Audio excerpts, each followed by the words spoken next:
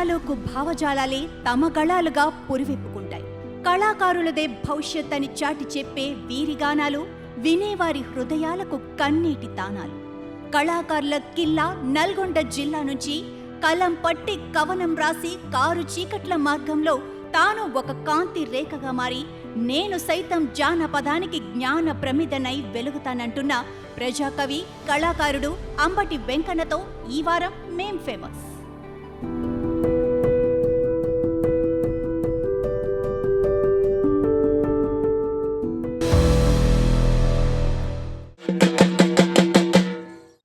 నమస్తే అన్న. తెలంగాణ కళాకారులు అందరు కలిసి మంచి తెలంగాణ తెచ్చుకున్నారు. మరి మీ దాకా వచ్చిందా లేదా తెలంగాణ? ఎందుకు రాలే? వచ్చింది కదా. కవులందరికీ, కళాకారులందరికీ, జర్నలిస్టులందరికీ, సబ్బండ వర్గాలకు ప్రతి ఒక్కరికి తెలంగాణ వచ్చింది. ఓకే అన్న, మరి ఇంత మంచి ఇంట్రడక్షన్ ఇచ్చినాం కదా, మరి మీ పాటతో ఒకసారి స్టార్ట్ చేసుకుందాం మనం.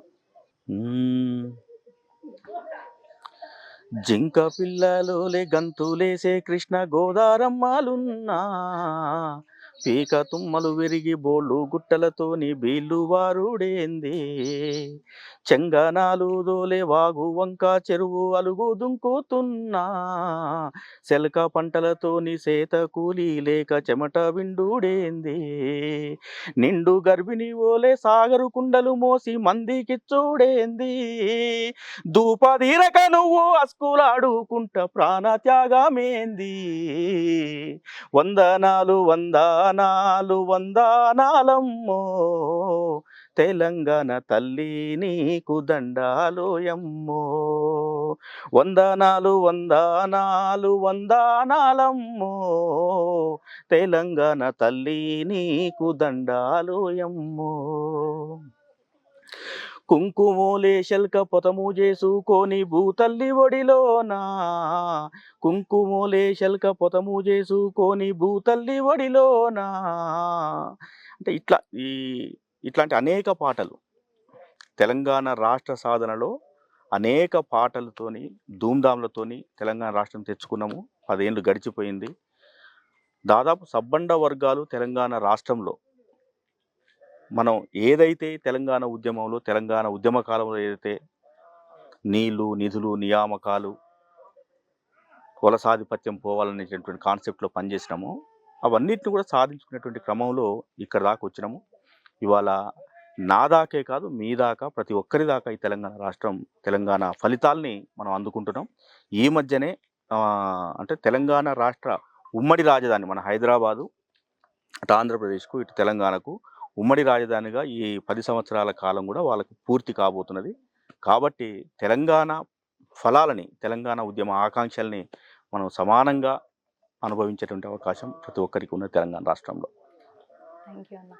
ఇప్పుడు తెలంగాణ అంటేనే మనకి బొట్టు, బోనం, గెట్టు, గానం కదా. మరి అట్లా తెలంగాణను సాధించుకున్న కళాకారులందరికీ దక్కాల్సిన గౌరవం కానీ, గుర్తింపు కానీ దక్కిందని అనుకుంటున్నారా మీరు? తెలంగాణ రాష్ట్రం ఏర్పడిన వెంటనే మనం అనుకున్నటువంటి, అంటే బొట్టు, బోనం, మనం ఏదైతే బతుకమ్మలు, బోనాలు, ఇవన్నీ ఈ రెండింటిని రాష్ట్ర పండుగగా చేసుకున్నాం.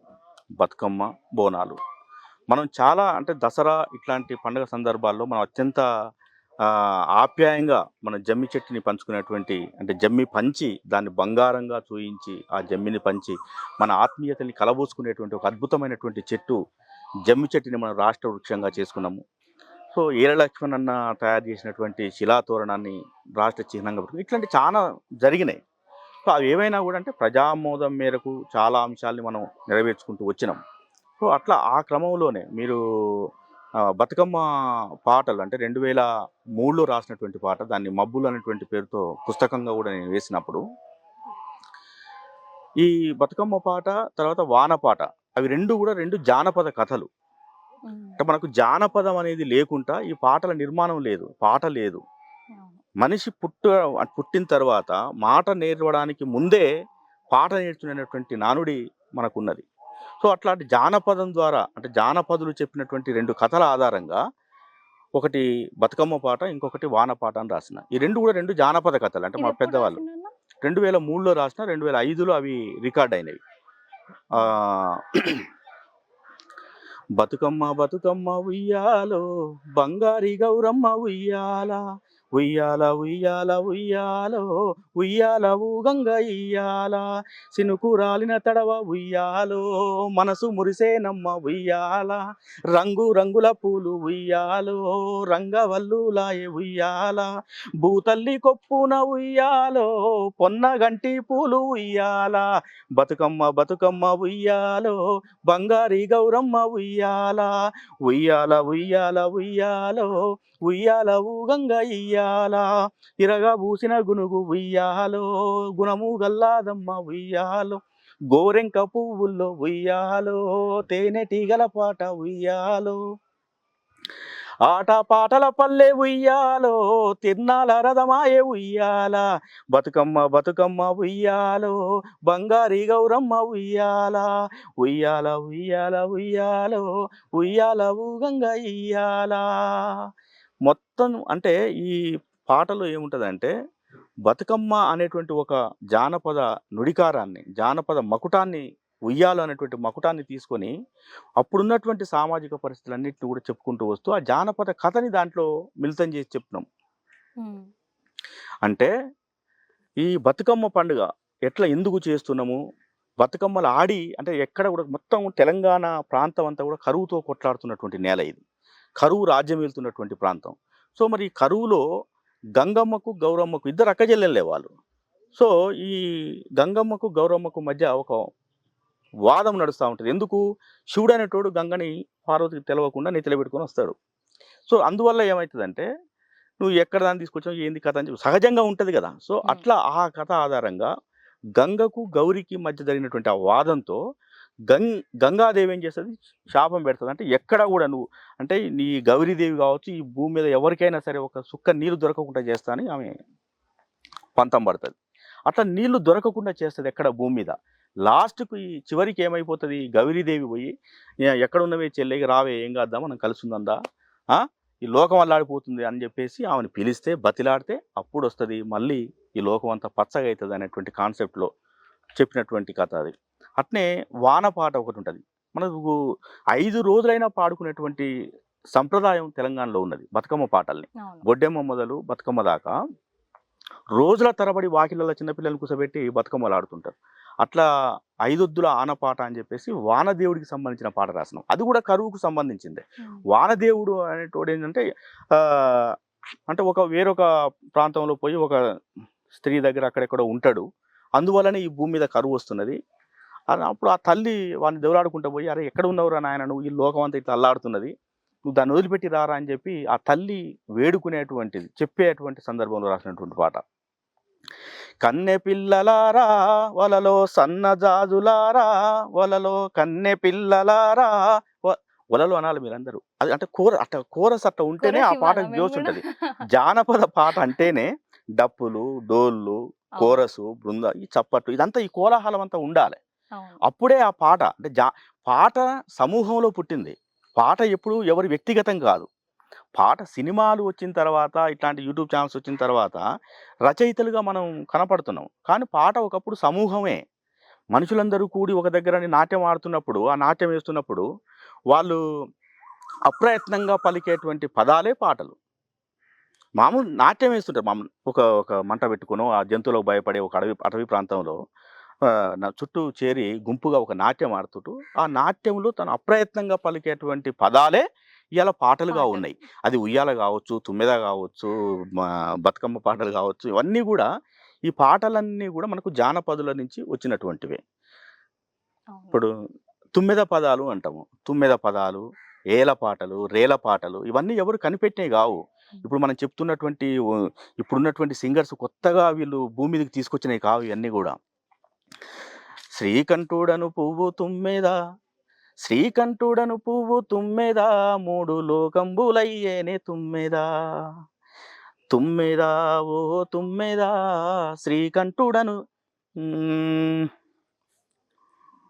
తుమ్మెద పదాలు, ఏల పదాలు ఇట్లాంటివి చాలా అంటే ఇక మనకు ఇప్పుడు కనిపిస్తున్నటువంటి చాలా మంది పాటల్లో కనపడే పాటలన్నీ కూడా జానపదుల ద్వారా వచ్చినటువంటి పాటలే. సో అట్లా రాసినటువంటి జానపద కథల్ని బేస్ చేసుకొని రాసినటువంటి పాటలే అటు బతుకమ్మ పాట గాని, వాన పాట గాని. ఆ వాన పాటలో కన్నె పిల్లలారా వలలో సన్నజాజులారా వలలో పాట పాడరారే వలలో వలలో పదం నేర్చుకోరే వలలో వలలో కండ్లు దుడుసుకోరే వలలో వలలో కథను తెలుసుకోరే వలలో వలలో వానదేవుని తల్లి వర్షాల దేవంట వలలో వర్షాల దేవికి వలలో వలలో ఒక్కడే కొడుకంట వలలో వలలో మురువంగా పెంచింది వలలో వలలో గార్వంగా చూసింది వలలో ఓ దిష్టి సుక్కబెట్టి వలలో దిక్కుల దిట్టింది వలలో పాపెడ తీసింది వలలో పాపోలే చూసింది వలలో వలలో అట్లా పెరిగినాడు కొడుకు వానదేవుడమ్మా వలలో వానదేవుడమ్మా వల కన్నె పిల్లలారా వలలో సన్నజాజులారా వలలో కొడుకా ఓ కొడుకా కొడుకా ఓ కొడుకా వలలో కొడుకా వానదేవా వలలో ఎక్కడున్నవయ్యా వలలో సక్కనాల తండ్రి వలలో చిటపటలాటాడి వలలో సినుకుగార కొడుకా వలలో ఇట్లా తల్లి వానదేవుడు ఎక్కడో పోయి ఉండే ఈ లోకం మీద కరువు వస్తుంది, ఈ లోకం అల్లాడుతున్నది, రారా నాయన అని చెప్పేసి ఆ తల్లి పిలిచి బతిలాడుతున్నటువంటి సందర్భంలో రాసినటువంటి 2 పాటలు. అప్పుడు 2005లో రికార్డ్ చేసినటువంటి ఈ పాటలు దాదాపు ఒక 7, 8 సంవత్సరాలు టీవీలలో మారుమోగినాయి. అంటే మన బొట్టు, మన బోనం, మన సంస్కృతి, మన సంప్రదాయం ఎట్లా అంటే ఈ సమాజంలో తెలంగాణకు ఒక ప్రత్యేకమైనటువంటి స్థానం ఉన్నది. మొత్తం అంటే భారతదేశంలో తెలంగాణ ప్రత్యేకమైనటువంటిది. ఎందుకంటే ఇక్కడ సంస్కృతి భిన్నమైనది. మన భాష నేను చాలా సందర్భాల్లో ఏం చెప్తుంటానంటే తెలుగు భాష మనది. తెలుగు మనది. అది తెలుగా, త్రిలింగా, తెనుగా, ఇంకొకటా గాని తెలుగు మనది. ఆంధ్ర ప్రాంతం ఇక్కడ కలుపబడింది తెలంగాణ ప్రాంతంలో. కాబట్టి ఆంధ్ర అనేది భాషా పదమైతే, ఆంధ్ర అనేది ప్రాంతీయానికి సంబంధించిన పదమైతే, ఆంధ్ర ఒక భాషా పదమైతే వాళ్ళది ఆంధ్ర భాష అవుతది. మాది తెలుగు భాష అయితది. మీది ఆంధ్రం, మాది తెలుగు అని తెలంగాణ ఉద్యమ కాలంలో కవిత్వం కూడా రాసినటువంటి సందర్భాలున్నాయి. ఎందుకని చెప్తున్నానంటే ఇయాల తెలుగు భాష తెలంగాణకు సంబంధించినటువంటి భాష. ఇప్పుడు మనకు జాతీయ స్థాయిలో సినిమాలకు కొన్ని రకాల అవార్డ్స్ వస్తుంటాయి. ప్రాంతీయ భాషా చిత్రాలని అవార్డ్స్ ఇస్తా ఉంటాం. సో అట్లా ప్రాంతీయ భాష అన్నప్పుడు తెలుగు భాషతో 2 రాష్ట్రాలు ఉంటే మనకు మళ్ళీ కూడా జాతీయ స్థాయిలో అన్యాయమే జరిగేటువంటి అవకాశం ఉన్నది కాబట్టి వాళ్ళు ఆంధ్ర అనేది భాష అని వాళ్ళే చెప్పిర్రు. ఆంధ్ర భాషా నిలయము, ఆంధ్ర మహాసభలు, ఆంధ్ర భాష ఇట్లాంటి ఆంధ్ర అనేది భాషకు సంబంధించింది అయినప్పుడు మీది ఆంధ్ర భాష అవుతుంది, మాది తెలంగాణ భాష అవుతుంది. కాబట్టి అంటే ఆ దిశగా కూడా భాషా పండితులు, భాషా శాస్త్రవేత్తలు ఆలోచించాల్సిన అవసరం ఉన్నది ఇయాల. తెలంగాణ రాష్ట్రం ఏర్పడిన తర్వాత మనం అన్నిటిని మనం దేని దానికి మనం విభజించుకుంటూ మనం ప్రత్యేకంగా నిలబడ్డాం ఇయాల. 29 రాష్ట్రాల్లో తెలంగాణ ప్రత్యేకంగా నిలబడ్డాం. కాబట్టి ఖచ్చితంగా మనం ఆ పని చేయాల్సినటువంటి అవసరం ఉన్నది. మరి ఇంత మంచి పాటలు అప్పుడు మీరు క్యాసెట్ల రూపకంగా ప్రజలకిచ్చిర్రు, ప్రజలకు అందించిండ్రు. ఇప్పుడు అంటే ఈ జనరేషన్‌ల యూట్యూబ్ అని, సోషల్ మీడియా బాగా వస్తుంది. ఇప్పుడు మళ్ళీ ఆ పాటల్ని తీసుకొచ్చి మళ్ళీ ప్రజలకి ఇవ్వాలి అని చెప్పేసి మీరు అనుకోలేదా అన్న? ఖచ్చితంగా మంచి ప్రశ్న. ఎందుకంటే ఇయాల యూట్యూబ్ ఛానెల్స్ పెరిగిపోయినటువంటి ఈ సందర్భంలో జానపదాలని ఎవరికి వారు వాళ్ళ సొంత పేర్లతోని రికార్డ్ చేసి భద్రపరుచుకుంటున్నారు.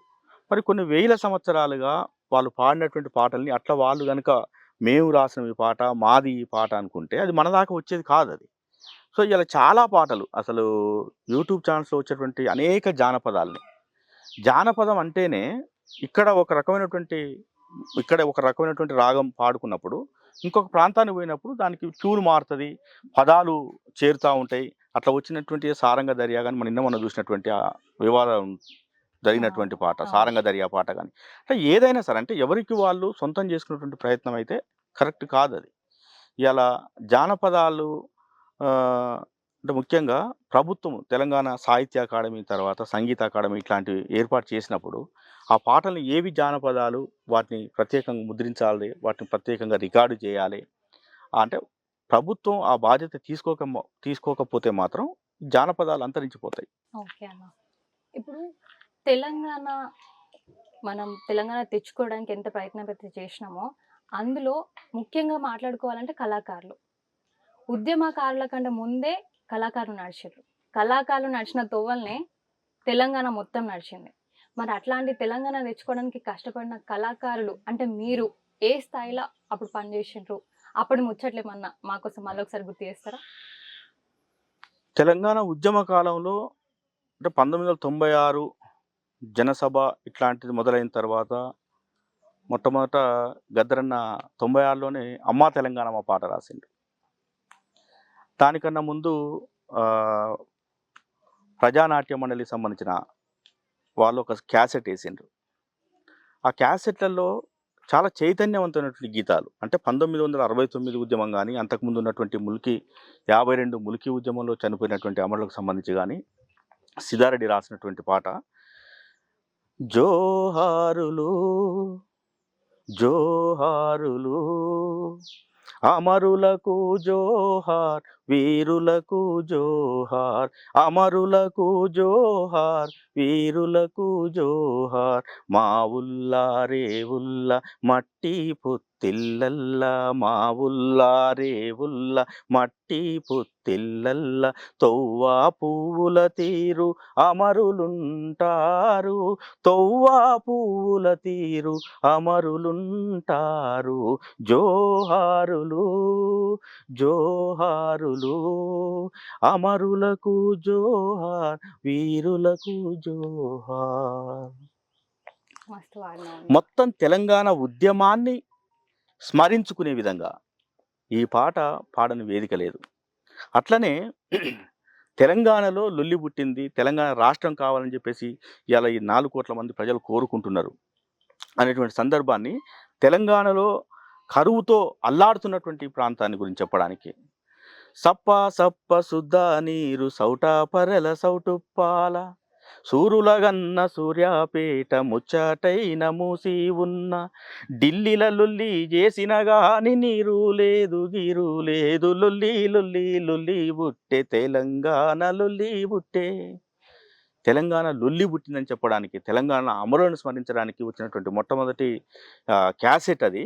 దాంట్లో ఉన్నటువంటి పాటలు, ఆ తర్వాత గోరటి వెంకన్న పల్లె కన్నీరు, తర్వాత నందిని సిద్ధారెడ్డి రాసినటువంటి నాగేటి సాలల నా తెలంగాణ, ఇట్లాంటి పాటల ప్రేరణతోని అంటే కవిత్వము కన్నా కూడా పాట చాలా బలంగా ప్రజల్లోకి పోతుంది అనేటువంటి దృక్పథంతో నేను రాసినటువంటి పాట మొట్టమొదటి పాట పల్లె ఓయమ్మా తెలంగాణ మాయమ్మ జాడాలేదమ్మా నేనేడా చూడమ్మా బుసిబోసే కంకులల్లో నువ్వు పసిపోరల మనసులల్లో నువ్వు మోటబాయి పాట నువ్వు బాయిలోని ఊట నువ్వు ఆటకోయిల పాట నువ్వు అందమైన పూల తోట నువ్వే నోయమ్మా ఓ బంగారు మాయమ్మా పల్లె ఓయమ్మా తెలంగాణ మాయమ్మా జాడాలేదమ్మా నేనేడా చూడమ్మా అంటూ అప్పుడు ఆ పాటల ప్రేరణతోని పాటల వైపు రావడం జరిగింది. అట్లా ఆ తర్వాత 2001 సంవత్సరంలో వచ్చినటువంటి టీఆర్ఎస్ పార్టీ కానీ, ఆ తర్వాత జేఏసీలు కానీ, ఇట్లాంటి అనేక సమూహాలతోని, అనేక ఉద్యమ సంస్థలతోని, వ్యక్తులతోని, శక్తులతోని కలిసి పాటగా ప్రత్యక్ష ఉద్యమాల్లో పాల్గొంటూ తెలంగాణ రాష్ట్రం సాధన కోసం నా వంతుగా నేనైతే కష్టపడి పనిచేసిన రోజుల్లో. ఓకే అన్న. ఇప్పుడు కళాకారులు అంటేనే అంటే ఒకప్పుడు కళాకారులకు ఉన్న గుర్తింపు కానీ, మర్యాద కానీ, గౌరవం కానీ అప్పుడు మస్తు ఉంటుండే. ఇప్పుడు అట్లనే ఉంటుందా? అంటే ఎంత కళాకారుడైనా కూడా మళ్ళీ ఇంకొక చిన్న చిన్న ఉద్యోగాలు చేసుకోవాల్సిన పరిస్థితి ఉంది ఇప్పుడు. దాని మీద మీరు ఏమంటారు? ఒకప్పుడు కౌలు కళాకారులకు ఆదరణ ఉన్నది. వాస్తవం మీరు అన్నది. కౌలు కళాకారులకు ముఖ్యంగా కళాకారులు, జానపద కళాకారులు, వృత్తి కళాకారులు వాళ్ళకు ఒక ఆదరణ ఉన్నది. అంటే అయ్యాల భాగవతం అంటే యక్షగానం లాంటివి భాగవతం వేస్తే తెల్లవాళ్ళు చూసిండ్రు. కానీ మళ్ళీ వాళ్ళు వాళ్ళ పని చేసుకోవాలి. ఆ భాగవతం చూసినంతసేపు బాగానే ఉంటుంది. కానీ తర్వాత వాళ్ళ పరిస్థితి చాలా దయనీయంగా ఉంటుంది, దారుణంగా ఉంటుంది. పొద్దుగాల జోలె బట్టి అడుక్కోవాలి. అట్లా పగటేశగాలు చూసినాం, బుడిగజంగాలను చూసినాం, బుట్టి దాసర్లను చూసినాం, సింధోళ్ళు, దాసరోళ్ళు, ఇట్లా పొడపోతులోళ్ళు, గంగెడ్లోళ్ళు, ఇట్లా చాలామంది తెలంగాణలో అనేక రకాల కళారూపాలు ఉన్నాయి. వాళ్ళందరూ ఎక్కడ ఉన్నారు? పిచ్చగాళ్ళుగానే ఉన్నారు, యాచకులుగానే ఉన్నారు. ఇవాళ తెలంగాణ ఉద్యమంలో పాటకు చాలా గౌరవం పెరిగింది. తెలంగాణ రాష్ట్రం వచ్చిందంటేనే ఇలా చాలామంది అనుకునేది ఏంటంటే కళాకారుల వల్లనే, కళాకారుల కృషి వల్లనే, వాళ్ళ పాటల వల్లనే, వాళ్ళ ధూమ్‌ధామ్‌ల వల్లనే తెలంగాణ రాష్ట్రం వచ్చిందనేటువంటి విషయాన్ని ప్రతి ఒక్కరు చెప్తారు. సో, దాన్ని గూడా ఇయాల సారథి రూపంలో గావచ్చు, లేకుంటే రసమై లాంటి వాళ్ళకు, గోరటి వెంకన్న లాంటి వాళ్ళకు అంటే ప్రభుత్వంలో భాగస్వామ్యం కల్పించడం గావచ్చు. ఇదంతా చూస్తే అంటే పాట ద్వారా వచ్చినటువంటి గౌరవమే గదా! కాబట్టి ఇలా గతంతో పోలిస్తే ప్రాచీన కాలం నుంచి, ఆ తర్వాత స్వాతంత్రోద్యమ కాలం నుంచి భక్తి ఉద్యమాలు ఇవన్నీ జరుగుకుంటూ వచ్చిన తర్వాత తెలంగాణ ఉద్యమం ద్వారా మాత్రమే కవులకు, కళాకారులకు ఒక ప్రత్యేకమైనటువంటి గుర్తింపు వచ్చింది. వాళ్ళకి ఆ గౌరవం దక్కుతున్నది. అది సారథి అయినా, ఇంకొకటైనా ఏదైనా గూడా. సో, అంటే మరి ఇంత గొప్ప స్థానాన్ని కల్పించినటువంటి ఈ పాటని, పాటగాళ్ళుగా మనం ఎటువైపు తీసుకెళ్తున్నాం? ఏం జేస్తున్నాం ఈ పాటని? అంటే ఎవరి మీద ప్రయోగిస్తున్నాం? ఎటువైపు దాన్ని మలుపుతున్నాం? అంటే జానపదాలని తస్కరిస్తున్నాం. పాటల్ని మన ఇష్టం వచ్చినట్టుగా పాడుతున్నాం. నిజానికి జానపద శైలి ఉంటేనే పాటలు ఎట్లైనా పాడొచ్చు. నిజానికి అంబటి వెంకన్న పెద్ద గాయకుడేమి కాదు. ప్రత్యేక తెలంగాణ ఉద్యమం వల్ల నేను పాటలు పాడుతూ ప్రదర్శన చేస్తూ వచ్చిన నేను. ఎందుకు పాటలు పాడగలుగుతున్నా ఆ మాత్రమేనంటే జానపదం. ఇలా తెలంగాణలో అంబటి వెంకన్న, గోరటి వెంకన్న, గద్దర్ వీళ్ళందరితో పాటు ప్రతి 10 మందిలో 8 మంది పాటలు పాడతారు. ఇయ్యాలున్న పరిస్థితి ఏందంటే ప్రతి 10 మందికి 10 మంది పాటలు పాడతారు. మరి వాళ్ళందరూ గాయకులా? కాదు. జానపదాన్ని ఎవరైనా ఎట్లనైనా పాడొచ్చు. పాడుకోవడానికి వీలుగా ఉన్నదే జానపదం. ఎవరైనా పాడొచ్చు. మీరైనా పాడొచ్చు, నేనైనా పాడొచ్చు. ఇప్పుడు 1952 ప్రాంతంలో నకరికల్లు ఈ ప్రాంతంలో అంతే ఒక కదన్న. పొలాల మీద అందరూ ఆడుకుంటూ, పాడుకుంటూ పని చేసినప్పుడు వచ్చిన పాటలే జానపదాలు. జానపదాలు. సో, అట్లా నకరికల్లు ప్రాంతంలో 1952లో పాటలు పాడేటువంటి జానపదుల్ని వాళ్ళొచ్చి పాటలు పాడనంటే పాడకపోయేవాళ్ళు. బలవంతంగా గూడా వాళ్ళని పోలీసులను పెట్టి తీసుకొచ్చి పాటలు రికార్డ్ చేసినటువంటి బిరుదురాజు రామరాజు లాంటి వాళ్ళు మహనీయులున్నారు. వాళ్ళు ఇక్కడ ఈ ప్రాంతంలో రికార్డ్ చేసిందంటే ఇక్కడ ప్రధానంగా కోలాటము, జడ కోలాటము ఇట్లాంటివి చాలా బ్రహ్మాండంగా ఉంటది. ఆయన రికార్డ్ చేసినటువంటి పాట ఏందంటే బిరుదురాజు రామరాజు 1952 నల్లగొండ జిల్లా నకరికల్లు ప్రాంతంలో రికార్డ్ చేసినటువంటి పాట. ఇదే కోలాటం మీద వాళ్ళు అద్భుతమైనటువంటి కోలాటం వేస్తూ రామయ్య గట్టించే కోల్ రత్నాల మేడాకో, సీతమ్మ గట్టించే కోల్ సిరిపర్ణశాలాకో, కోల్ సిరిపర్ణశాలలో కోల్ సిరిపర్ణశాలాల కోల్, రత్నాల కంబడి కోల్, కోల్ రత్నాల కంబడిపై కోల్, ముత్యాల ముగ్గు కోల్, రామయ్య సీతమ్మ కోల్ కోల్, జూదమాడంగా కోల్. ఆడతా ఆడతా పదాలు చూడండి. ఆడతా ఆడతా వచ్చే కోల్, అది మాయలేడి వృత్తాంతాన్ని మొత్తం చెప్పినటువంటి పాట మన ప్రాంతం నుంచి ఉన్నది. అంటే ఇంత గొప్ప జానపదానికి నిలయమైనటువంటి ఈ ప్రాంతంలో, ఇంత గొప్ప జానపదాలు ఉద్భవించినటువంటి ఈ ప్రాంతంలో జానపదాల్ని మొత్తం ఇయాల ఎవరికి వాళ్ళు దాచేసుకుంటున్నారు. మీరు ఎంత గొప్ప ఇప్పుడు పాల్కురికి సోమన ఎప్పుడో 11వ శతాబ్దంలో పగవృద్ధి పొందించు భ్రష్టులే కాని అడ్డగించు నేర్పరులు అవనిలో లేరు. పోరు మంచిది కాదు భూమినెప్పటికిన్ అని, అంటే పోరాటం అనేది, యుద్ధం అనేది ఎప్పటికీ మంచిది కాదు ఈ భూమికి అని చెప్పి ఎప్పుడో పాల్కురికి సోమన చెప్పిండు. అయినా కూడా అనేక యుద్ధాలు జరిగినాయి, కొట్టాటలు జరిగినాయి, జరుగుతూనే ఉన్నాయి కామన్‌గా. సో, అట్లనే జానపదంలో ఉన్నటువంటి ఆ శైలి ఇప్పటికి మనం వాడుకుంటున్నాం. కానీ వాళ్ళ పేర్లు ఎక్కడ చెప్తలేము. రాసేవాళ్ళు రాసే వాళ్ళకన్నా పాడేవాళ్ళు కూడా పాటల్ని వాళ్ళ పేరు మీద రాసి పాడుకోవడం ఇట్లాంటిదంతా చేస్తూ ఉన్నారు. అన్న, ఇంట్లో గెలిచి రచ్చ గెలవాలంటారు. అట్లాంటిది కళాకారుని పరిస్థితి ఇప్పుడు మిమ్మల్ని కన్నోళ్ళకి కానీ, మీరు కన్నోళ్ళకి కానీ సరైన లైఫ్ ఇయ్యలేక కొన్నిసార్లు పస్తులు ఉండాల్సిన పరిస్థితి ఉంటుంది కదా. అప్పుడు మీ మనోవేదన ఎట్లుంటుంది? చాలా దారుణంగా ఉంటుంది నిజంగా. అదే చెప్తున్నా, కళాకారుడు, వృత్తి కళాకారులైనా లేకుంటే జానపద కళాకారులైనా కుటుంబ పోషణలో వాళ్ళు పడ్డ అవస్థలు మనం వర్ణించలేము అవి. సో, ఇవాళ తెలంగాణ రాష్ట్రం వచ్చిన తర్వాత కొంత ఆ పరిస్థితి మెరుగుపడ్డది. కళాకారుడు కూడా కాస్త కడుపు నిండా తిని కంటి నిండా నిద్రపోయేటువంటి పరిస్థితి అయితే ఉన్నది. ఇప్పుడు సినిమాలు చూసుకుంటే ఇప్పుడున్న పరిస్థితిలా కళాకారునికి గుర్తింపు వస్తుంది అని అంటే సినిమాలో ఒక పాట పాడితే అట్లనే గుర్తింపు వస్తుంది. అట్లాంటిది మీరు ఇంత మంచి పాటలు పాడుతున్నారు, ఇన్ని మంచి పాటలు రాసిండ్రు. అట్లాంటిది మీరు సినిమాలో ఎప్పుడు ఛాన్స్ రాలేదా అన్న? మీరు సినిమాలో ఎప్పుడు పాడలేదా? హ్మ్. సినిమాలలో అంటే ఎక్కువ ప్రయత్నం చేయలేదు. 2006లో 'జై బాలాజీ' అని ఒక సినిమాలో ఒక పాట రాసిన నేను. ఆ తర్వాత 'జై బోలో' తెలంగాణ సినిమాలో ఒక చిన్న కళాకారుడు ఒక క్యారెక్టర్ చేసిన, శంకరన్న సినిమా కాబట్టి. ఆ తర్వాత 'తుపాకి రాముడులో' గూడా ఒక చిన్న క్యారెక్టర్ చేసిన. 'జై బాలాజీ' సినిమాలో మరి ఎందుకు అంటే అనూహ్యంగా నాకు సినిమా పాట ఎట్లా అవకాశం వచ్చింది అనంటే, అల్లాని శ్రీధర్ అనేటువంటి ఒక డైరెక్టరు నేనప్పుడు కవిత్వం రాస్తుంటే కాబట్టి, ఆ కవిత్వం పేపర్‌లో 'ఆంధ్రజ్యోతి' సండే మ్యాగజైన్‌లో వచ్చినటువంటి కవిత్వాన్ని చూసి, వేరొక మిత్రుని ద్వారా చెప్పి పంపితే నేను అక్కడికి పోయి ఆయన్ని కలిసిన నేను అల్లాని శ్రీధర్ గారిని. కలిస్తే వాస్తవానికి అప్పటికే ఆ పాట అంటే సినిమాలో ఆ పాటలు అన్నీ అయిపోయినాయి. లేట్‌గా పోయినా కాబట్టి అప్పటికి అంటే మనకు ఫోన్ కాంటాక్ట్స్ అవన్నీ లేవు. సో, అక్కడికి పోయిన తర్వాత అల్లాని శ్రీధర్ ఏమన్నాడంటే నా నా బుక్స్ అవన్నీ నా కవిత్వం అదంతా చూసి, "మీకు దేవుడంటే అంత పెద్దగా ఇష్టం లేనట్టుంది. దేవుడనే" సినిమానేమో డివోషనల్ పిక్చర్ అది 'జై బాలాజీ.' ఆహ్, దేవుడంటే మీకు అంతగా ఆసక్తి లేనట్టున్నది. సరే, దేవుడనే కాన్సెప్ట్‌ని పక్కన పెట్టి, మీరు నమ్ముకున్నటువంటి ఒక వ్యక్తి గావచ్చు, ఒక చిట్ ఫండ్ సంస్థ గావచ్చు, ఇంకేదైనా గావచ్చు. మిమ్మల్ని మోసం చేసిందనుకున్నప్పుడు, మీ పట్ల సరిగ్గా స్పందించలే అనుకున్నప్పుడు, నువ్వెట్లా రియాక్ట్ అయితావు? దాని మీద ఒక పాట రాసి పంపు అన్నాడు. అట్లనే పాట రాయమని చెప్తూ, ఈ 'పల్లె ఓయమ్మ' అది 'పల్లె కన్నీరు' పాట గాని, లేకుంటే 'కొమ్మ మీది కోయిలమ్మ ఓ కోయిలమ్మ' అనేటువంటి పాట. ఆ ట్యూన్‌లలో రాయమన్నాడు. అంటే సినిమా స్థాయిలో అట్లాంటి అంత మనం ఒక ప్యారడీ ట్యూన్ ఎందుకు సార్? నేనొక పాట రాసి పంపిస్తా అని జెప్పేసి మేవొచ్చే ఈ బాటనా ఓయంకన్నా మాకెదురై దీవిస్తావా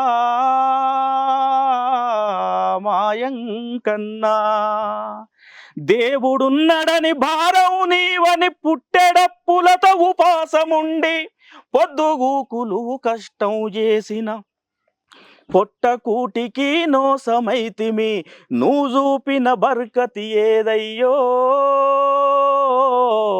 ఓయంకన్నా నీ మర్మం తెలువదాయె మాకు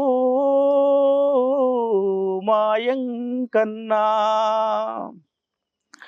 అనాథ పుట్టుకలా కలిసావులు కరువు రెక్క శేఖరాల నృత్యం భూమి బద్దలై ఎగసిన సంద్రం మట్టి గలిసెను మానవ జన్మలు కలిమాయను గనలేకున్నావా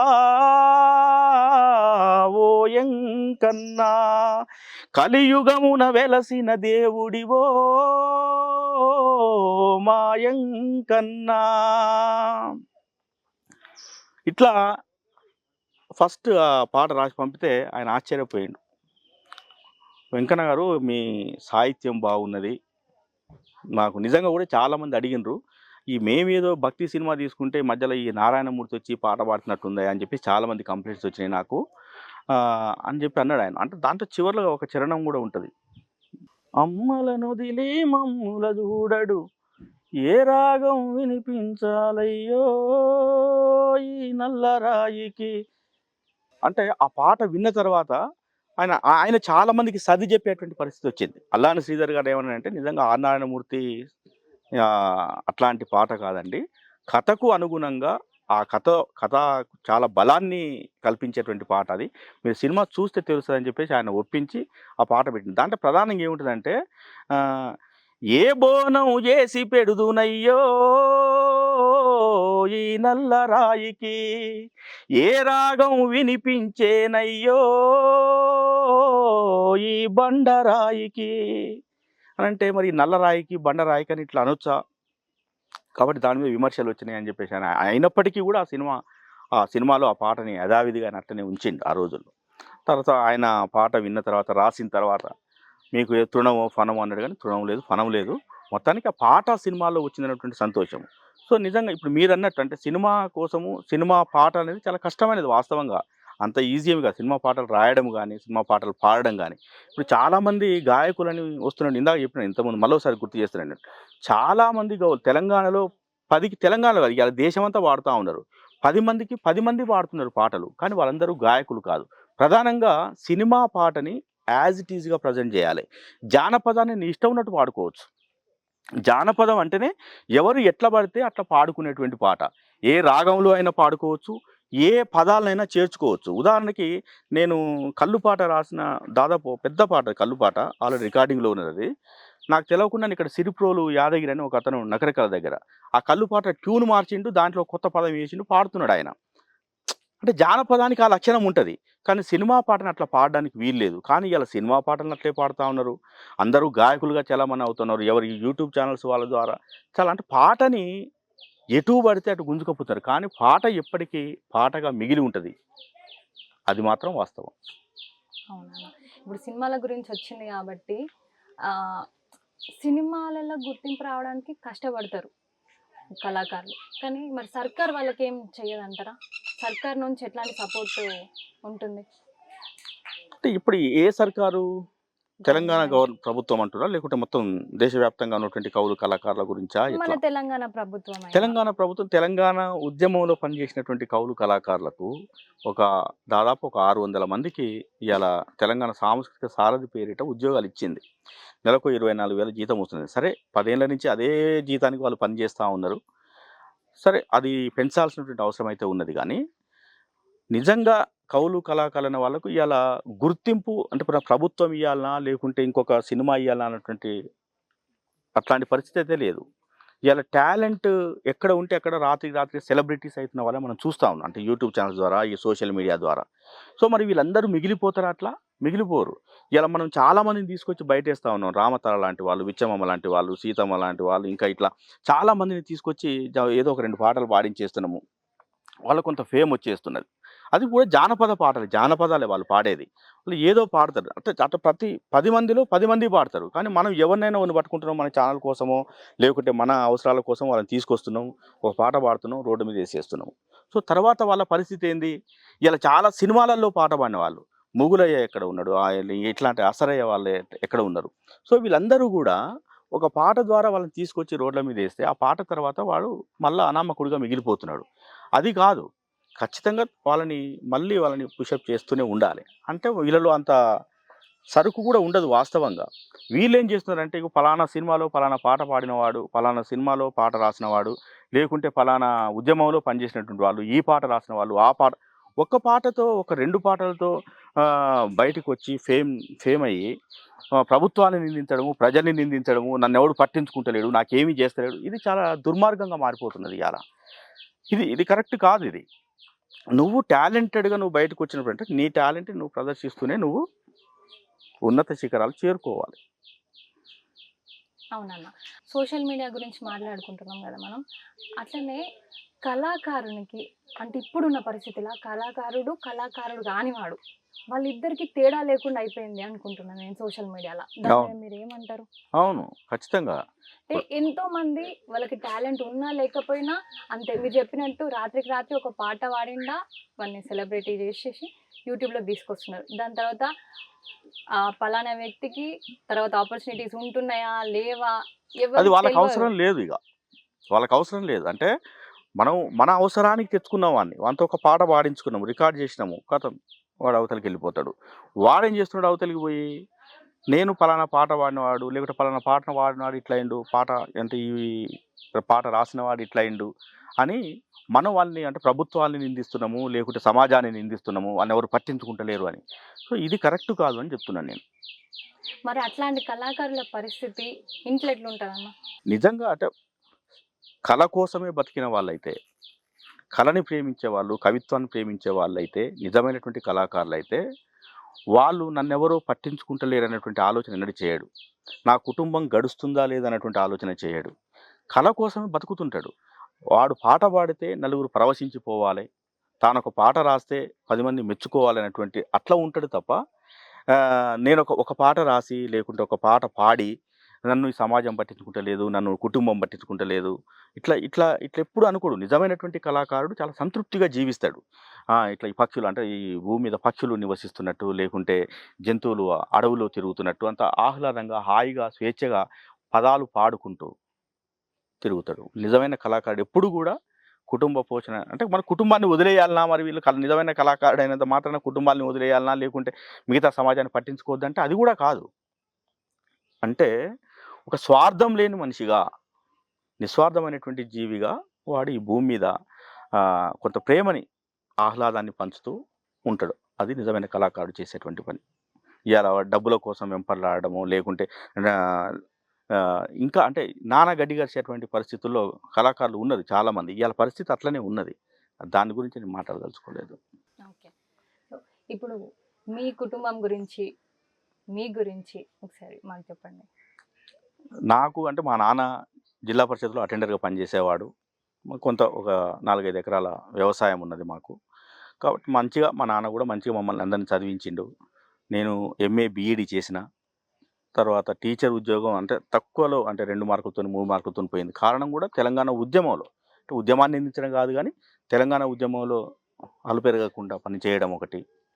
ఎక్కడ పడితే అక్కడ సభలు, సమావేశాలు ధూమ్‌ధాములంటూ తిరగడము, మళ్ళీ వచ్చి డీఎస్సీలు రాయడము, లేకుంటే టెట్ రాయడము, ఇట్లాంటివన్నీ చేసుకుంటూ వచ్చాము. అంటే ఉద్యమంలో భాగంగా ఉద్యోగాన్ని సంపాదించడానికి ప్రయత్నం చేసినాం కాబట్టి అది నెరవేరలేదు. అయినా కూడా ఎన్నడూ నిరాశ చెందలేదు. మనకు వచ్చినటువంటి మన జ్ఞానం కొద్దీ పాటలు రాసినాము, పాటలు పాడినాము, తెలంగాణ రాష్ట్ర సాధనలో కీలకంగా పనిచేసినాము. దాని తర్వాత సారథి అనేది ఒకటి రావడము, దాంట్లో రచయితగా ఉండడము, ఇదంతా కూడా జరుగుతూ ఉన్నది. తెలంగాణ ఉద్యమం ద్వారా వచ్చినటువంటి పేరు ప్రతిష్టలు కానీ, ఇప్పుడున్నటువంటి ప్రస్తుత గౌరవం కానీ, నాకు నా కుటుంబాన్ని పోషించుకునేటువంటి పరిస్థితులు అయితే ఉన్నారు. ఓకే. అయితే ఇప్పుడు మీరు పాటలు పాడుతున్నారు, పాటలు రాస్తున్నారు. మరి మీ తర్వాత మీ నెక్స్ట్ జనరేషన్ కూడా ఏమన్నా వస్తుందా మళ్ళీ ఈ పాటలు రాయడంలోకి? అంటే నాకు 2 బిడ్డలు. ఒక అమ్మాయి ఆల్రెడీ జాబ్ చేస్తున్నది. ఇంకొక అమ్మాయి బీటెక్ అయిపోయింది. అంటే వాళ్ళు పాడతారు మంచిగా. మంచి సినిమా పాటలు పాడతారు, జానపదాలు పాడతారు. అంటే రచనా వ్యాసంగం వైపు రాలేదు గానీ పాటలు పాడతారు. ఓకే. అన్న మీరు కళ్ళు మీద ఒక పాట రాసిండ్రు కదా! దాన్ని నాకు తెలిసి ఒక 50, 100 చరణాలు కూడా ఉన్నట్టున్నాయి దానికి. ఆ పాట గురించి ఒకసారి చెప్పి, అట్లనే మా 4 సైడ్స్ టీవీ ప్రజల కోసం, ప్రేక్షకుల కోసం ఆ పాటను ఒకసారి పాడండి. ఇంతకుముందు కూడా చెప్పాను కల్లు పాటకు సంబంధించి. కల్లు పాట నేను రాసినటువంటి ట్యూన్ వేరు, వేరే వాళ్ళు పాడుకుంటున్న ట్యూన్ వేరు. సుట్టపోడు ఇంటికొస్తే,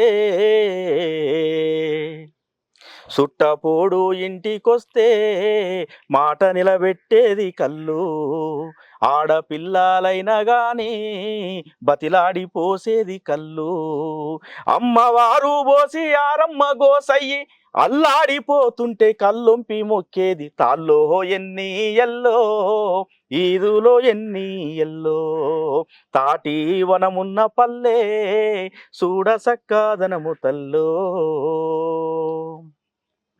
కర్రల కల్లే కల్లు దొరకకుంటే పానమెల్లు, పందాళ్ళ కల్లే కల్లు అది దొరికినోడే రాజమల్లు, ఆడిక బట్టి తాగ రంగుదేలు నువ్వొల్లు, ఆ వింత చూడంగా సూరారమెల్లు, తాల్లో ఎన్ని ఎల్లో, ఈదులో ఎన్ని ఎల్లో, తాటి వనమున్న పల్లె చూడ సక్కాదనము తల్లో,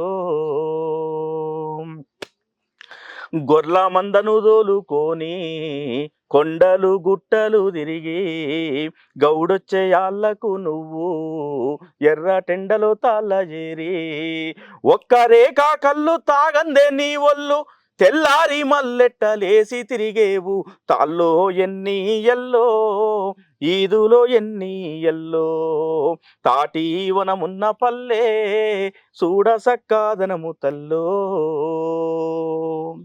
మస్తు పాడినావు అన్న. నిజంగా ఈ పాటలు వింటుంటే నాకేమనిపిస్తదంటే, మళ్ళా వచ్చే జనరేషన్‌లో గూడా ఇట్లాంటి పాటలు మేమసలు వినగలుగుతామా? ఇంత మంచి పాటలు పాడే వ్యక్తులు గానీ, ఇంత మంచి రచనలు గానీ నెక్స్ట్ జనరేషన్‌లో వస్తాయా అని అనిపిస్తుంటది. ఎందుకమ్మా మీకిప్పుడు యూట్యూబ్ ఆన్ చేస్తే ఇంతకన్నా అద్భుతమైన పాటలు వస్తున్నాయిగా రోజు. చాలా గొప్ప గొప్ప పాటలు మీరు వింటున్నారు ఇయాల యూట్యూబ్‌లల్లా. చిన్న చిన్న పిల్లలు ఎంతెంత పెద్ద పాటలు పాడుతున్నారు. పెద్ద పెద్ద మనుషులు ఎట్లాంటి పాటలు పాడుతున్నారు. ఇట్లా ఎగిరేస్తుంటే యూట్యూబ్‌లో మీకు బ్రహ్మాండంగా రోజు ఎన్ని పాటలు, కొన్ని వందలు, వేలు నువ్వు నీ జీవితం అంతా చూసినా తరగని పాటలు ఇయాల వాట్సాప్‌లల్లా, ఈ సోషల్ మీడియాలో వస్తున్నాయి. నాలాంటి వాళ్ళు పాడినా, పాడకున్నా నీకొచ్చేట నష్టం లేదు. ఎందుకన్నా? ఎందుకనంటే సొసైటీ అట్లా తయారైంది ఇయాల. వాడికి ఈ మిట్టపల్లి సురేందర్ ఓ పాట రాసిండు. మంచి పాట అది.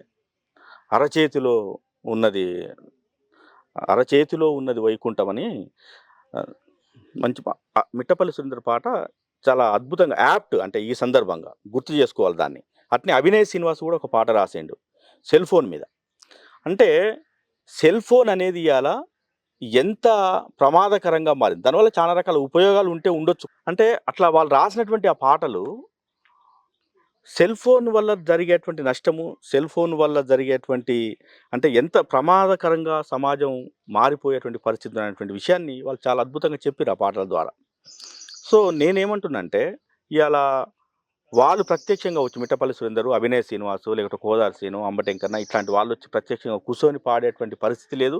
ఇవాళ గద్దరన లాంటి వాడు వచ్చి ఎగురుతున్నా కూడా చూసేటువంటి జనం లేరు. ఇవాళ టీచర్ అవసరం లేదు, పేరెంట్స్ అవసరం లేదు, ఒక సెయింట్ అంటే గురువులు అవసరం లేదు, ఎవరు అవసరం లేదు ఇవాళ. ఒకే ఒకటి ఏంటంటే అది సెల్ ఫోను.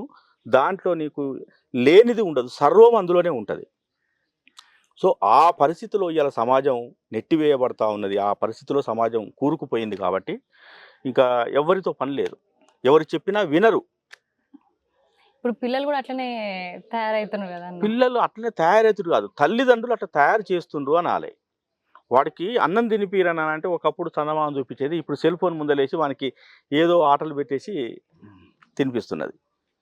అంటే పేరెంట్స్ ఎట్లా తయారు చేస్తున్నారు పిల్లల్ని, సెల్ ఫోన్కి పిల్లవానికి ఆ బంధాన్ని ఎట్లా వాళ్ళే జతగట్టే. దానికి తోడు ప్రాజెక్ట్ వర్క్స్ అని అవని ఇవని మన విద్యా విధానంలో కూడా వచ్చినటువంటి మార్పులు ఇవంతా కూడా సెల్ ఫోన్ లేకపోతే, ల్యాప్టాప్ లేకపోతే, కంప్యూటర్లు లేకపోతే మనం అసలు ఊపిరి తీసుకునేటువంటి పరిస్థితి లేదు. ఒక క్షణం ప్రశాంతంగా ఉండేటువంటి పరిస్థితి లేదు. ఇప్పుడు పిల్లలకి అంటే మీలాంటి కళాకారులు అంటే ఫస్ట్ తెలంగాణ యాస, తెలంగాణ భాష ఇవి మళ్ళీ నెక్స్ట్ జనరేషన్‌లకు కూడా అందాలి అని అంటే ఫస్ట్ మనం పునాది అంటే మనం కాన్వెంట్ నుంచే దాన్ని స్టార్ట్ చేస్తే నెక్స్ట్ జనరేషన్స్ కూడా దీన్ని మనం ఈ తెలంగాణ యాసని గాని, భాషను గాని భద్రపరచుకోగలుగుతాం కదా! మరి దాని మీద ఈ యూనివర్సిటీస్ గాని వాటి గురించి మీరేమైనా చెప్పాలనుకుంటున్నారా? ఖచ్చితంగా తెలంగాణ భాష అనేది భిన్నమైనది. యాసలు అంటే ప్రతి 30 కిలోమీటర్లకు, 40 కిలోమీటర్లకు పోయిన కొద్దీ యాసలు మారుతా ఉంటాయి. ఇప్పుడు నేను ఎక్కడి నుంచో వచ్చినా అని నేనంట, అచ్చినా అని నువ్వంటావు. ఇంకోడు వచ్చినావురా అంటాడు. ఎక్కడికి పోయినావని నేనంట, యాడికి పోయినావు అంటాడు. సో అంటే ఇవన్నీ యాసలు. భాషలో ప్రతి 30, 40 కిలోమీటర్లకు పోతా ఉంటే యాసలు మారుతా ఉంటాయి. కానీ భాష భిన్నమైనది. యాసల్ని తీసుకొని భాషగా చెప్పలేము ఎప్పుడు కూడా.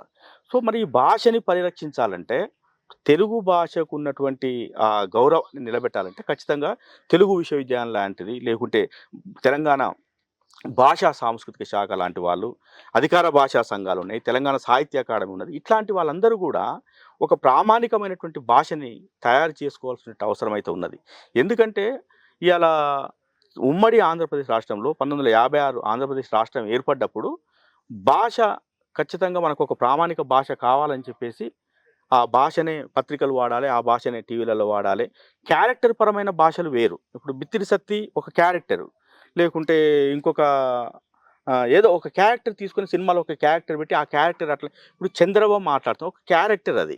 అది కూడా అంటే ఆమె ఇంకా ఆంధ్ర, తెలంగాణ అంతా మిక్స్ చేసి మాట్లాడుతూ ఉంటుంది. అంటే ఒక ప్రాంతానికి సంబంధించింది కాదు అది. అంటే తెలంగాణ భాష ఇప్పుడు బాగా హిట్ అవుతుందని, లేకుంటే సినిమాల్లో దానికి ఆ క్రేజ్ ఉందని చెప్పేసి మాట్లాడుతున్నారు. కానీ అది కూడా పరిపూర్ణమైనటువంటి తెలంగాణ భాష కాదు. ఇప్పుడు డీజే టిల్లు ఇప్పుడు సినిమా ఆ సినిమా కానీ ఆ టిల్లు స్క్వేర్ వచ్చిన సెకండ్, అవి రెండు కూడా హైదరాబాదు ప్రాంతానికి సంబంధించి వెరీ పర్ఫెక్ట్ యాక్సెంట్ అది. అంత మధురమైనటువంటి యాస నాకు తెలిసి ఏ సినిమా హీరో మాట్లాడలేడు. హైదరాబాద్ ఎస్పెషల్లీ హైదరాబాద్ భాష. సో హైదరాబాద్ యాస అది భాష కాదు, భాష వేరు, యాస వేరు. సో మరి ఇన్ని రకాల యాసలు ఉన్నటువంటి తెలంగాణ ప్రాంతానికి కలుపుకొని సమిష్టిగా ఒక ప్రామాణికమైనటువంటి తెలంగాణ భాషను తయారు చేయాలి. At the same time Andhra అనేది భాష అయితే వాళ్ళది ఆంధ్ర భాష కావాలి, మనది తెలుగు భాష కావాలి. ఎందుకంటే చాలాసార్లు తెలుగు అనేటువంటి ఇప్పుడు ఉమ్మడి ఆంధ్రప్రదేశ్లో ఉన్నప్పుడేమో ఆంధ్ర అమెరికాలో ఆంధ్ర అబ్బాయి హత్య గావించబడ్డాడు ఆంధ్ర అని చెప్తాము. లేకుంటే ఎక్కడైనా మనకు ఏమైనా సారస్వత అంటే సాహిత్యంలో ఏదైనా అవార్డ్స్ వచ్చినప్పుడు ఆంధ్ర భాషకు సంబంధించి ఒక గొప్ప అవార్డు వచ్చిందన్నారు. ఎప్పుడైతే తెలంగాణ ఉద్యమం రైజ్ అయిందో ఆంధ్ర మర్చిపోయి తెలుగు అనేటువంటి దాన్ని సమాజంలోకి జొప్పించే ప్రయత్నం చేశారు. తెలుగు అని. మరి తెలుగు మనదైనప్పుడు ఆంధ్ర నీది అవుతుంది ఖచ్చితంగా. మళ్ళీ నిన్న మొన్న కూడా తెలుగుడు అనేది ఒక సినిమా వస్తున్నది. అంటే ఇప్పుడు కూడా భాష పేరుతోని తెలంగాణ ప్రాంతాన్ని ఎప్పటికీ కన్‌ఫ్యూజ్ చేయడమే, ఎప్పటికీ సందిగ్ధంలో పడేయడమైనటువంటి కుట్ర ఎప్పటికీ జరుగుతా ఉన్నదది. సో, అంటే మన భాష ప్రత్యేకమైనది, చాలా భిన్నమైనది, చాలా సొగసైనది. ఎందుకంటే మనకు దున్నా ఇద్దాసు కాలం నుంచి, వేపూరి హనుమద్దాస్ కాలం నుంచి మనం అద్భుతమైనటువంటి చిన్న చిన్న పదాలల్లా బూటకుండు శివ పూజ చేసిన బుద్ధిమంతుడగునా, బూటకుండు శివ పూజ చేసిన బుద్ధిమంతుడగునా, కాడిగట్టి గన కల్లెమేసిన గాడిది గుర్రమగునా, బూటకుండు శివ పూజ చేసిన బుద్ధిమంతుడగునా. అద్భుతమైనటువంటి తత్వగీతాలు ఉన్నాయి. మరి ఇట్లాంటి తత్వగీతాలను అందించినటువంటి ఈ తత్వం నిండినటువంటి ఈ నేలలో ఎట్లాంటి భాష ఉండాలి? ఇప్పుడు వచ్చేటువంటి పాటలు ఎట్లాంటి పాటలు వస్తున్నాయి? ఏం పాటలు రాస్తున్నాం అవి? ఎవరికి పనికొచ్చే పాటలు? ఎట్లాంటి టీవీ షోస్ వస్తున్నాయి? ఎవరికి పనికొచ్చే టీవీ షోస్ అవి?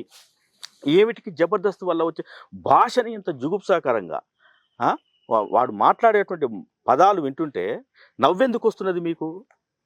దుఃఖం రావాలి కదా, కన్నీళ్ళు రావాలి కదా. మీ అమ్మని అంటున్నప్పుడు, మీ అక్కని అంటున్నప్పుడు, మీ చెల్లెని అంటున్నప్పుడు నీకు కన్నీళ్ళు రావాలి కదా. ఎట్లా చూసి నవ్వుతున్నారు?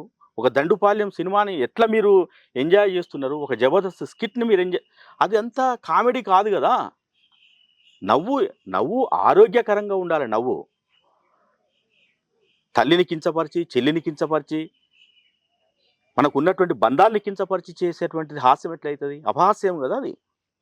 సో ఇదంతా కూడా మారాలి. అంటే ప్రభుత్వాలు ఖచ్చితంగా దీని మీద పనిచేయాలి. ముఖ్యంగా మీడియా సంస్థలు, అంటే ఒక గౌరవప్రదమైనటువంటి బాధ్యతను తీసుకున్నటువంటి యూట్యూబ్ ఛానల్స్ కావచ్చు, ప్రధాన మీడియా అయినటువంటి పత్రికలు కావచ్చు, ఇవన్నీ కూడా ఒక బాధ్యతాయుతంగా పనిచేసినప్పుడు ఈ పరిస్థితి ఉండదు. ఇలా బాధ్యత లేదు, నైతిక విలువలు లేవు. మనం చాలాసేపు చెప్పుకుంటున్నాము. ఏమి జానపదాలు తస్కరించబడుతున్నాయి, జానపదాలు దొంగిలించబడుతున్నాయి. ఎట్లా? అరే నీది కాని పాటని నీ పేరు మీద ఎందుకు చేసుకుంటున్నావు? ఇప్పుడు నీ బిడ్డ కాదు, నీకు పుట్టిన బిడ్డ కానప్పుడు నా బిడ్డ అని ఎట్లా చెప్పుకుంటావు? నువ్వు చెప్పగలవా? మరి నీది కాని పాటని నీ పేరు మీద ఎట్లా వేసుకుంటావు? నైతికతకు సంబంధించినటువంటి అంశం అది. నువ్వు ఎప్పుడైతే నైతికత్వాన్ని కోల్పోయినవో అప్పుడే సమాజం భ్రష్టుపడుతున్నది. అది పాట కావచ్చు, లేకుంటే ఇతర ఏ విషయాలైనా కావచ్చు. కాబట్టి మనిషి నైతికంగా మారాలంటే మనకు అద్భుతమైనటువంటి పాటలు ఉన్నాయి. తత్వభూమి తెలంగాణ, అద్భుతమైనటువంటి పాటలు ఉన్నాయి, అద్భుతమైనటువంటి పుస్తక గ్రంథాలు ఉన్నాయి. అవన్నిటిని మనం మననం చేయించగలిగితే చాలు.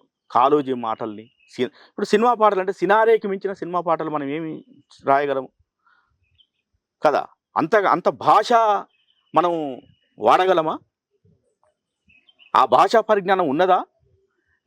కనీసం తెలంగాణ నేలకు సంబంధించిన, తెలంగాణ నేలకు ఉన్నటువంటి ఈ మట్టి పరిమళాన్ని, ఈ తత్వాన్ని అర్థం చేసుకున్నటువంటి స్థాయి ప్రస్తుత రచయితలకు ఎవరికైనా ఉన్నదా? అది పాటలు రాస్తున్నారు, ఈయనేదో రాస్తున్నారు, ఆయన ఏదో పాడుతున్నాడు.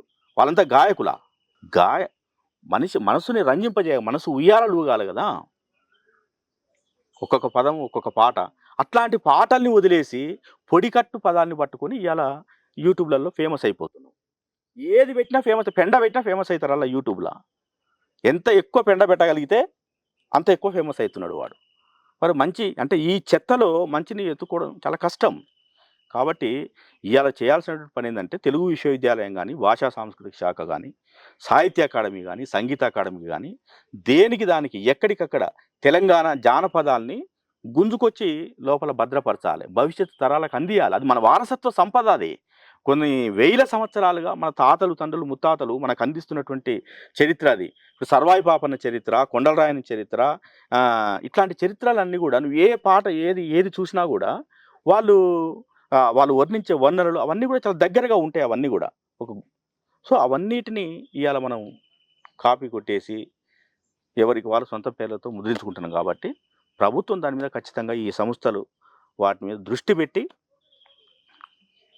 లాక్క రావాలి.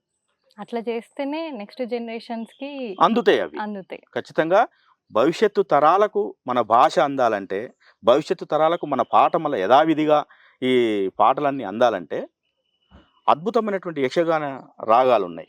ఇంటి దానవే ఇట్లాంటి పాటలు ఉన్నాయి. ఎక్కడన్నా ఇప్పుడు యక్షగానాలైనా ఇవేవైనా ఆ ప్లేసే మనం ఎక్కడ చూడకుండా అయిపోతుంది. వాటి రూపం మారుతున్నది. ఇప్పుడు యక్షగానాలు లేకుంటే ఇంకొకటి అంటే దాంట్లో ఉన్నటువంటి అసలు సారాన్ని వదిలేసి పైన దాన్ని పట్టుకొస్తా ఉన్నాం. ఇలా కవిత్వం కాపీ అయితున్నది, పాటలు కాపీ అయితున్నాయి, జానపదాలు దొంగిలించబడుతున్నాయి. ఎవడు కష్టపడి పనిచేసేటువంటి పరిస్థితి లేదు ఇయాల. అంటే కష్టపడి పాట రాయాల్సిన అవసరం ఏముంది? ఏదో ఒక పాటను తీసేసి అటో ఇటో మార్చేసి స్మార్ట్ మన పేరు వర్క్. మీద చేసుకోవడం. Smart work WhatsApp university. అంతే కదా! వాట్సాప్ యూనివర్సిటీ అనేది ఉండాలి. స్మార్ట్ వర్క్ అనేది ఉండాలి. ఈ వాట్సాప్ యూనివర్సిటీలో జరిగేదంతా స్మార్ట్ వర్కే. సో, ఆ స్మార్ట్ వర్క్ చేస్తున్నారు అంతే. అటు ఇటేసి, ఇటేసి. ఇంకా ఈ కొత్తగా వచ్చిన ప్రమాదకరమైన పరిస్థితి AE. AI AI artificial intelligence. Intelligence. ఇంకా దారుణమైనటువంటిది. అంటే టెక్నాలజీ మనిషిని ఏం చేస్తున్నది?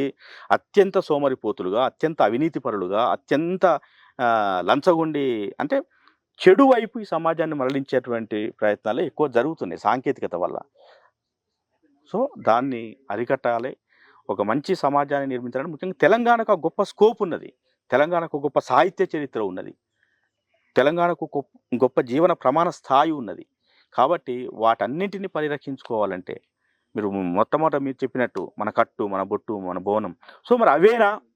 మరి ఇయాల సమాజం మారింది కదా! కంప్యూటర్ ముందు కూర్చొని మరి చీర కట్టుకొని, బొట్టు పెట్టుకొని, దండలేసుకుంటే ఎట్టంటే మరి ఇయాల ఈ చేసేవాళ్ళు ఈ బంగారం షాపులోళ్ళు చేసేటువంటి ప్రచారం అడ్వర్టైజ్‌మెంట్ ఎందుకున్నదట్లా? ఇప్పుడు మన కట్టు, మన బొట్టును కట్టుకొని అట్లనే ఉండాలనా? మన స్త్రీ అట్లా ఉండదా? అంటే మరి లేదు. కానీ మరి ఎందుకు ఈ అడ్వర్టైజ్‌మెంట్స్ అన్నీ? ఇక్కడిక్కడ దాకా గాజులేసుకొని, ఇక్కడిక్కడ దాకా నగలేసుకొని ఆ పరిస్థితిలో ఉన్నారా? ఒక సామాన్యమైనటువంటి స్త్రీ, ఒక మహిళ అట్లా ఉండే అవకాశం ఉన్నదా? అవి కొనలేరు కాబట్టి రోల్డ్ గోల్డ్ మొత్తం మెడ నిండేసుకొని పెండ తయారవుతున్నారు. సో, ఇదంతా గూడా అంటే ఈ కల్చర్‌ని అంటే మనది కాని కల్చర్‌ని మనకు అలవాటు చేస్తున్నటువంటి వాళ్ళెవరైతే ఉన్నారో వాళ్ళ మీద మనం పనిచేయాలి. మన పాట పనిచేయాలి. మన మీడియాలు, మన పత్రికలు అవన్నీ కూడా చేయాల్సినటువంటి బాధ్యత అయితే ఉన్నది మన మీద. అన్న అట్లనే ఇప్పుడు యూత్ చూసుకుంటే గనుక వాళ్ళు ఒక్కొక్కరు ఒక్కొక్క ప్రాంతం నుంచి వచ్చినోళ్ళు ఉంటారు. ఒక్కొక్క ఊరు నుంచి వచ్చినోళ్ళు ఉంటారు. హైదరాబాద్‌కి వచ్చి సెటిల్ అయ్యేటోళ్ళు ఉంటారు. ఉద్యోగరీత్యానో, చదువుకోవడానికో, దేనికైనా. ఓడు కరీంనగర్ నుంచి వచ్చిన వాళ్ళది ఒకలా ఉంటది. మంచిర్యాల నుంచి వస్తే ఒకలా ఉంటది. ఒక్కొక్క ప్లేస్‌కి ఒక్కొక్కలా ఉంటది గదా! వాళ్ళందరూ వచ్చి హైదరాబాద్‌లో ఉన్నప్పుడు అక్కడోళ్ళ లాగానే మాట్లాడాలి. ఇక్కడ ఇట్లాంటివి మాట్లాడితే అక్కడేమన్నా ఫీ మనమేమన్నా ఫీల్ అయితాం, వాళ్ళే గిల్టీ‌గా ఫీల్ అయితున్నారు. అట్లాంటి దాని మీద మీరేమంటారు? నిజమే అది. ఎందుకంటే మనిషి ఎప్పుడైనా అనుకరణశీలి. దేన్నో దాన్ని అనుకరించాలని చూస్తుంటాడు. అంటే తన హీరోని అనుకరించాలనో, లేదంటే తన అభిమాన హీరోని అనుకరించాలనో, ఇట్లాంటి ఆలోచనల్లోనే ఉంటాడు ఎప్పుడైనా యూత్, ముఖ్యంగా యువకులు. సో, అట్లా వీళ్ళు ఏం చేస్తుంటారంటే తనది కాని భాషని, తనది కాని వేషాన్ని ధరించాలని చూస్తున్నాడు. తనది కాని భాషని మాట్లాడాలని చూస్తున్నాడు. నామోషీగా ఫీల్ ఫీల్ అయితున్నారు అవుతున్నాడు. మాట్లాడాలంటే గూడా. కాబట్టి ఇప్పుడు కాకి అదే పని చేసింది. ఏది హంసలాగా నడవాలనే ప్రయత్నంలో కాకి తన నడకని మరిచిపోయిందది. కాకి హంసలాగా నడవాలనే ప్రయత్నంలో తన నడకని మర్చిపోయి చిందర ఎగురుకుంటా, దునుక్కుంటా పోతుంటదది. సో, ఇప్పుడు మన యూత్ కూడా ఏమైపోయిందంటే దేన్నో అనుకరించే ప్రయత్నంలో అరే! నా కరీంనగర్ భాష నేను మాట్లాడేటువంటి యాస ఎవడైనా వింటే నవ్వుతాడేమో, లేకుంటే అవతల వాడేమన్నా ఇబ్బంది పడతాడేమో, కాబట్టి నేను చాలా పాష్ కల్చర్‌గా వచ్చినటువంటి వాడిని కాబట్టి ఏదో స్టైల్‌గా మాట్లాడే ప్రయత్నం ఏదో చేస్తాడు. సో, దానివల్ల ఏమైద్దంటే అసలు భాషా రూపం పోతున్నది. సో, అట్లా నేనేమంటానంటే మనకు సంబంధించినటువంటి భాషని మనం మాట్లాడడానికి ఎప్పుడు వెనకాడాల్సినటువంటి అవసరం లేదు. ఎలా కోయ, గోండు ఈ అడవి ప్రాంతాల్లోకి పోతే వాళ్ళు భాషని మార్చుకొని మాట్లాడే ప్రయత్నం సాధ్యమైతదా వాళ్ళకు? లేకుంటే ఎదురుగా నిలబడేటువంటి వాళ్ళు వచ్చినటువంటి ఆయన కలెక్టర్ కాబట్టి నేను ఏదో మాట్లాడాలని ప్రయత్నం చేస్తారా? కాబట్టి ఎవరి అమ్మ భాషని అమ్మ భాషని మాట్లాడినప్పుడు మనం అవమానానికి గురవుతున్నామని అనుకోవాల్సినటువంటి అవసరం లేదు. అన్న కళాకారుల పెద్ద బిడ్డ నల్గొండ గడ్డ అంటారు. మరి అట్లాంటిది ఈ జిల్లా అంటే ఈ తల్లి సంబంధించిన ఒక పాట మంచి పాట అందుకో అన్న. నల్లగొండ జిల్లా అంటే ఉమ్మడి నల్లగొండ జిల్లాని తీసుకున్నప్పుడు అద్భుతమైనటువంటి విప్లవ పాటలు పుట్టింది నల్లగొండ ప్రాంతం నుంచి. పల్లెటూరి పిల్లగాడ పసులగాసే మొనగాడ పాలు మరిసి ఎన్నాళ్ళయిందో ఓ పాల బుగ్గల జీతగాడ కొలువుగు తీరి ఎన్నాళ్ళయిందో. సుద్దాల హనుమంతు రాసినటువంటి పాట. బండెనుక బండి గట్టి 16 బండ్లు గట్టి ఏ బండ్లే పోతావు కొడుకో నా కొడుక ప్రతాప్. అంటే విప్లవోద్యమానికి ఊపిరిచ్చినటువంటి ఈ నెలలో అనేక పాటలు, జానపదాలు, విప్లవ గీతాలు పుట్టినాయి. సో ఇట్లా తెలంగాణ ఉద్యమ కాలంలో నల్లగొండ ఫ్లోరైడ్కి సంబంధించి ఓయమ్మ నల్లగొండ ఒడుపు లేని ఎర్రగొండ నదులెన్నో పారుతున్నా నౌసుతున్న మొండి బండ ఓయమ్మ నల్లగొండ ఒడుపు లేని ఎర్రగొండ నదులెన్నో పారుతున్నా నౌసుతున్న మొండి బండ బావులన్నీ బండలు దేలే బతుకులేమో నెర్రెలు వారే భూగర్భాన నీరే లేదు ఫ్లోరోసిసు పిండం విరిగే ఫ్లోరైడు భూతం గన్నా అంశాల స్వామిని చూడు తాటి కల్లు పచ్చి పులుసు తాటి కల్లు పచ్చి పులుసు తాగకుంటే ప్రాణం బోవు ఓయమ్మ నల్లగొండ ఒడుపు లేని ఎర్రగొండ. ఫ్లోరైడ్కు విరుగుడు తాటికల్లు పచ్చి పులుసు. ఎందుకు ఇక్కడ మరి తెలంగాణడు పచ్చి పులుసు తాగుతాడు, నల్లగొండడు పచ్చి పులుసు తాగుతాడు, నల్లగొండడు కళ్ళు తాగుతాడు, లేకపోతే తెలంగాణడు కళ్ళు తాగుతాడు. కళ్ళు మన సంస్కృతిలో భాగం అయిపోయింది. పచ్చి పులుసు ఈ ప్రాంతానికి విరుగుడైంది. కళ్ళు పచ్చి పులుసు ఇక్కడ ఉన్నటువంటి ఫ్లోరైడ్కి ఆ జీవన విధానంలో అది మమేకం అయిపోయింది కాబట్టి వాటిని మనం తీసుకోవాల్సి వస్తుంది. సో అట్లా నల్లగొండ సొగసును చెప్పాల్సి వచ్చినప్పుడు సింగభూపాల రాజు రాజధాని రాసకొండ సింగభూపాల రాజు రాజధాని రాసకొండ నన్ను గన్న పల్లె తల్లి నన్ను గన్న పల్లె తల్లి నా జిల్లా నల్లగొండ వెలసినావు వైభోగంగా నిలిసినావు గుండెల నిండా సోగుబడ్డ కొండలు నిండా భువనగిరి వేముల కొండ కొండ మీద పేర్చిన గుండ్లు చెరువు గట్టు 3 రాళ్ళు సెరికల్లో దాగిన శివుడమ్మో జడగట్టి ఎత్తుకున్నాడా నీలగిరి కొండలు 2 నింగినెప్పుడు వంచుతూ నుండు ఆ మెడలో బంగారు హారం మెరిసేటి దేవరకొండ కులమత భేదం లేకుండా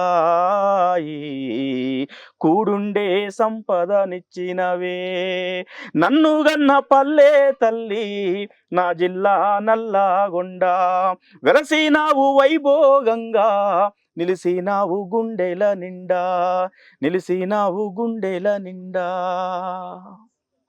నిజంగా మస్తు ఆడినావు అన్న, సూపర్ జబర్దస్త్ అనిపించింది పాటలు.